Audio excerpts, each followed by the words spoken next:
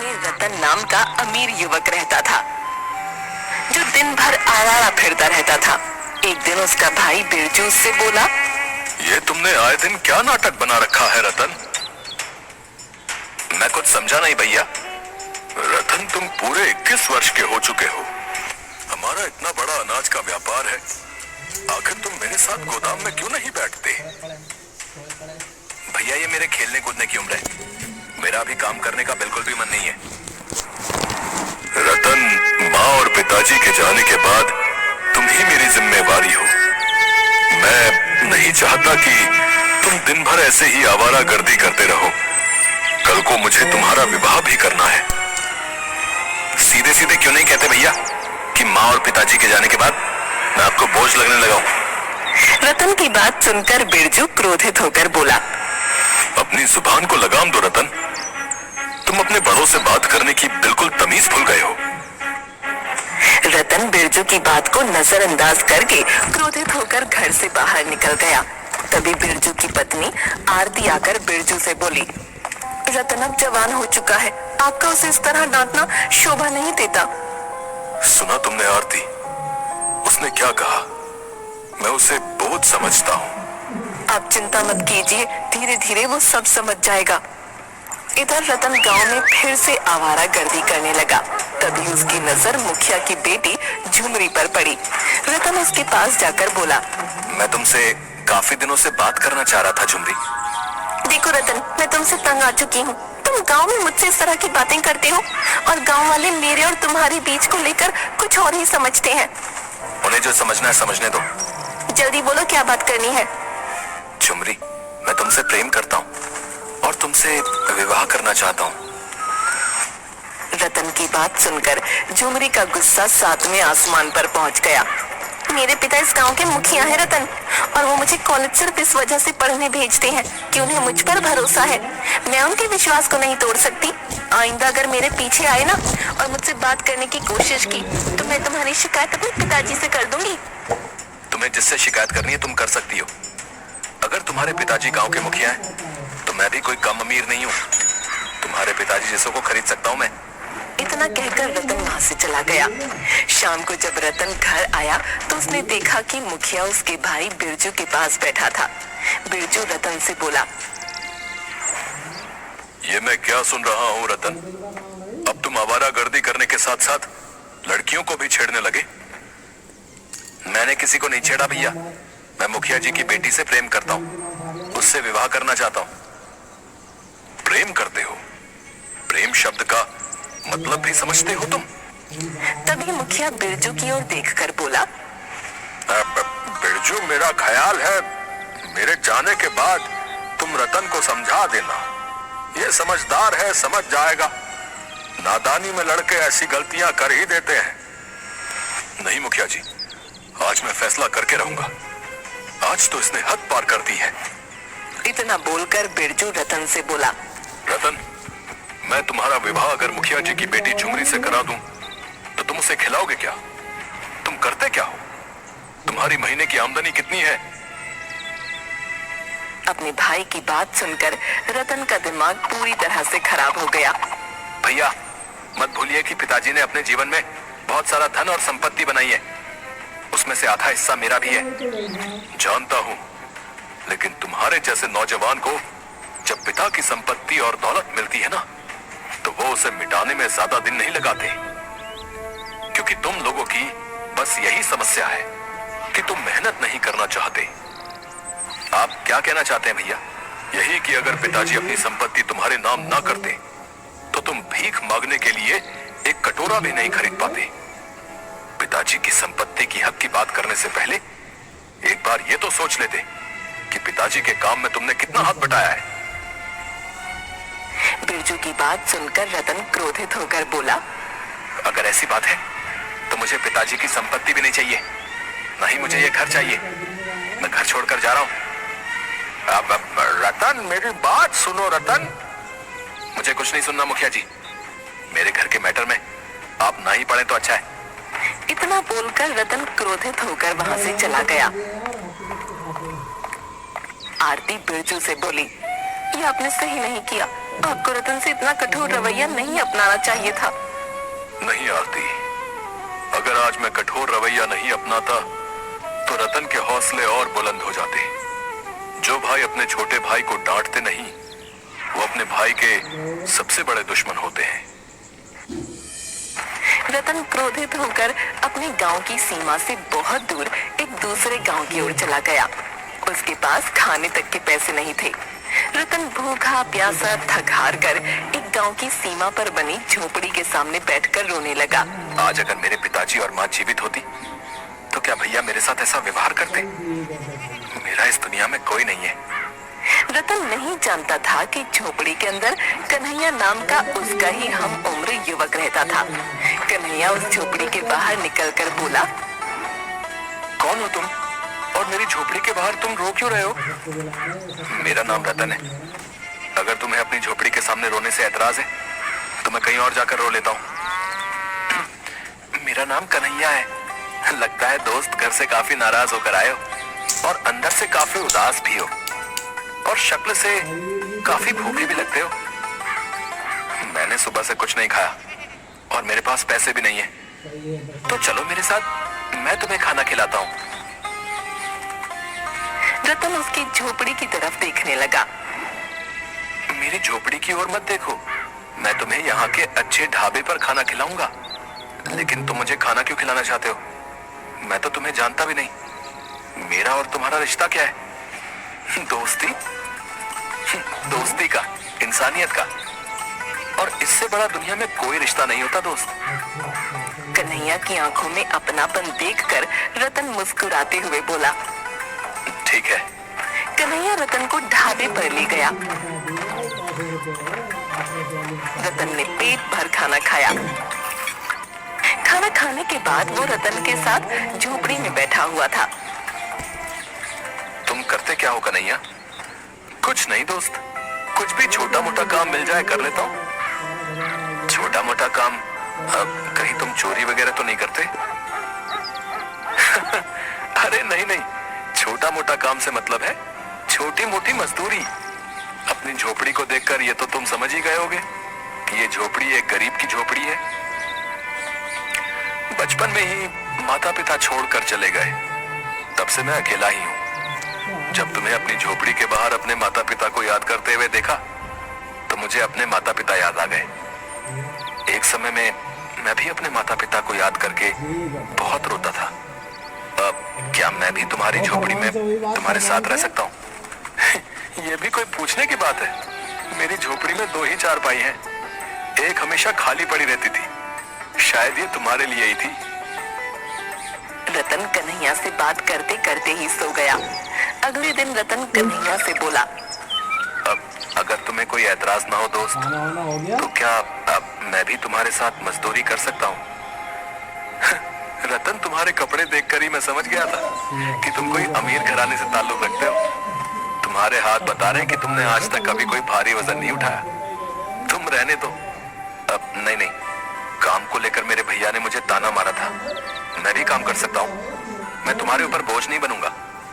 रतन की बात सुनकर कन्हैया मुस्कुराने लगा। उस दिन के बाद रतन रोज कन्हैया के साथ मजदूरी करने लगा। कुछ ही दिनों में वो दोनों गहरे दोस्त बन गए। मगर रतन कभी कभी अचानक उदास हो जाता था। ये तुम अचानक उदास क्यों हो जाते हो? अगर तुम्हें घर की याद आती है तो तुम चले क्यों नहीं जाते?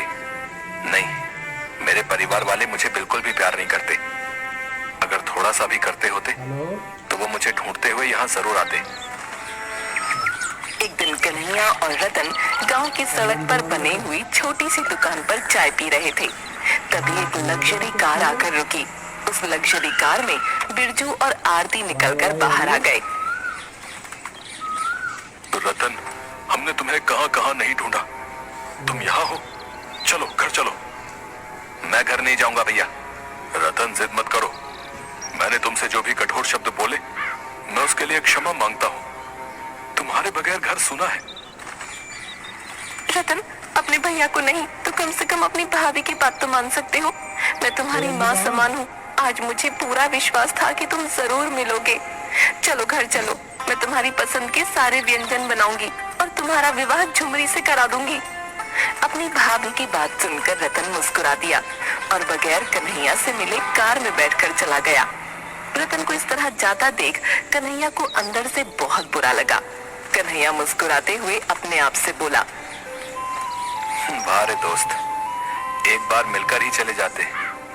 चलो कोई बात नहीं, तुम मिलकर नहीं गए तो क्या हुआ, लेकिन मैं तुमसे मिलने तुम्हारे घर पर जरूर आऊंगा। कन्हैया बेचारा उस दिन से अकेला रह गया। कुछ महीनों बाद कन्हैया को रतन की बहुत याद आने लगी। कन्हैया जानता था कि रतन किस गांव में रहता है। कन्हैया रतन के घर पहुंचा। इतने सुंदर घर को बाहर से देखकर ही कन्हैया की आंखें फटी रह गईं। तभी उसकी नजर रतन पर पड़ी। रतन कन्हैया को देखकर बिल्कुल भी खुश नहीं हुआ। कैसे हो मेरे दोस्त? तुम तो मुझसे मिलकर भी नहीं गए। और दोस्त, मुझे नहीं पता था कि तुम्हारा घर इतना सुंदर होगा। जब तुम्हारा घर बाहर से इतना सुंदर दिखता है तो अंदर से तो और ज्यादा सुंदर होगा। तुम तो मेरी उम्मीद से भी ज्यादा अमीर निकले। रतन बुरा सा मुंह बनाते हुए बोला, यहाँ कैसे आना हुआ कन्हैया?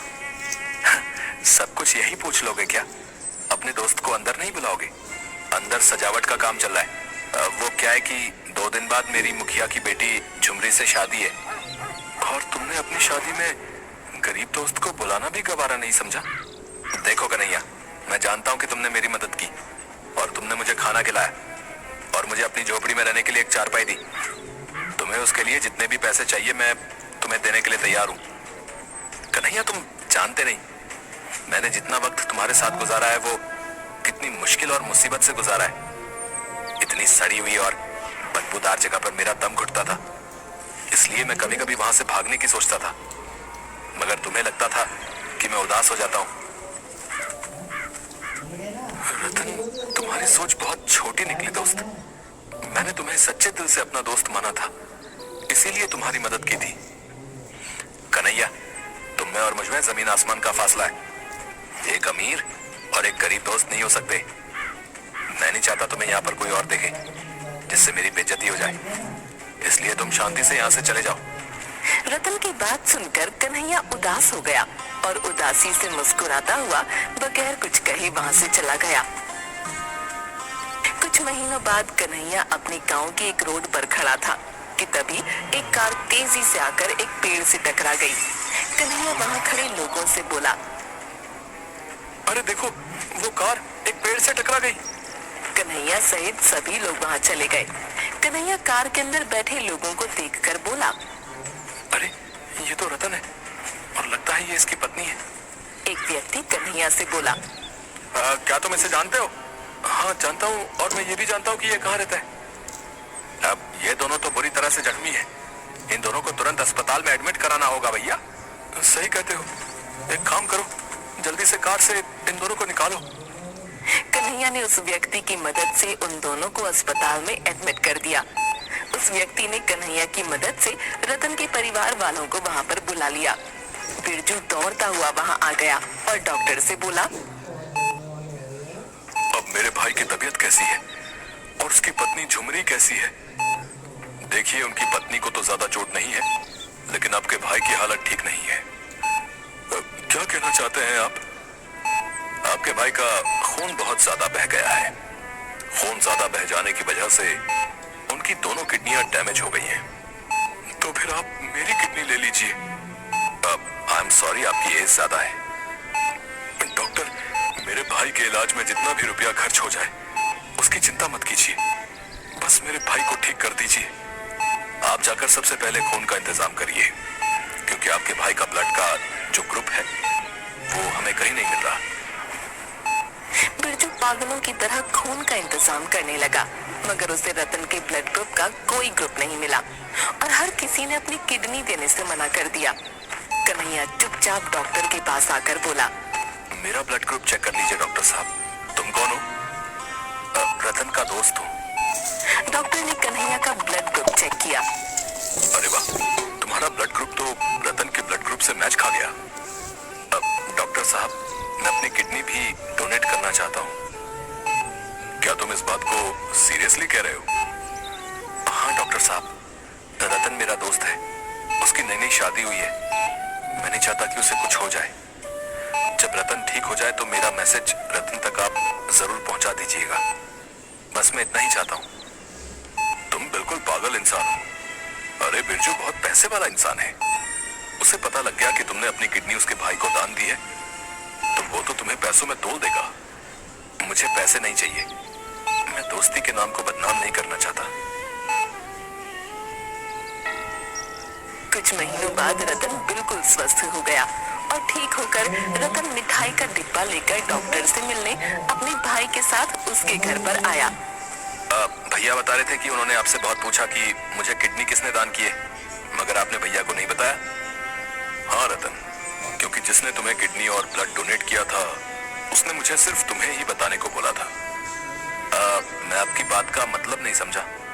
उसने अपना नाम कन्हैया बताया था और मुझसे कहा था कि रतन जब स्वस्थ होकर आपसे किडनी डोनेट करने वाले का नाम पता करने आए तो आप उसे मेरा नाम बताना और साथ ही साथ ये भी कहना कि असली दोस्त इसे कहते हैं।